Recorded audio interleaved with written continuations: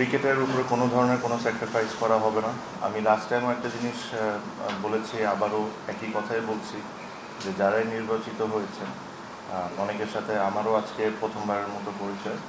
But আমি যেটা আমাদের মিটিং ছিল ওখানেও আমি একটা জিনিস একদম স্পষ্ট করেছি যে আপনাদের ব্যক্তিগত আইডেন্টিটি যাই থাকুক না কেন, আমাদের দায়িত্ব একটাই, আর ওই দায়িত্বর কারণে আমরা এখানে আজকে বসা।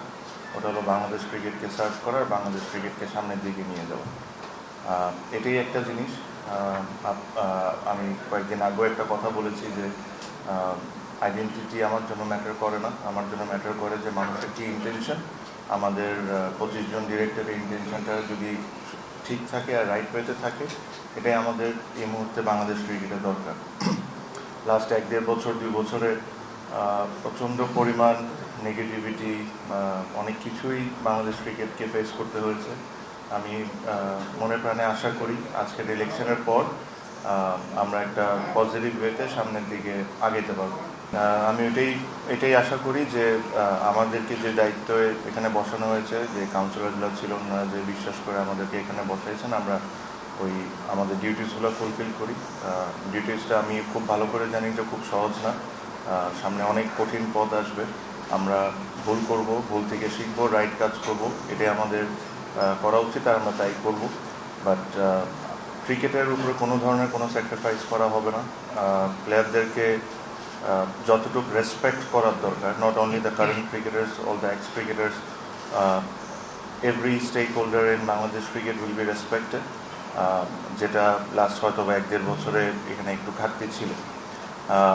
এই জিনিসগুলো আমাদের ঠিক করতে হবে। আমি আপনাদেরকেও একটা জিনিস রিকোয়েস্ট করব, অনেক ধরনের আলোচনা হয়েছে, অনেক ধরনের কথা বলা হয়, সব কিছু হয়।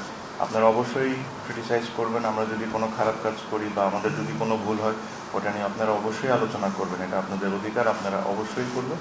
বাট আমাদের সবার একটা জিনিস মাথায় রাখতে হবে, যেটা হলো বাংলাদেশ ক্রিকেটের যে রেপুটেশন ড্যামেজটা হয়েছে ওয়ার্ল্ড ওয়াইড, এই জিনিসটা কিন্তু আমি একা ঠিক করতে পারবো না। এখানে আপনাদের প্রত্যেকজনের আমার সাপোর্ট দরকার হবে। আর প্রত্যেকজন, আই এম শিওর যেখানে এই রুমের মধ্যে এমন কেউ নাই যে চায় না যে বাংলাদেশ ক্রিকেটকে ওয়ার্ল্ড ওয়াইড পজিটিভলি দেখুক। আই এম শিওর প্রত্যেকজন জার্নালিস্ট, প্রত্যেকজন যারা বিসিবিতে কাজ করেন, ডিরেক্টরস, প্লেয়ার্স, এভরিওয়ান।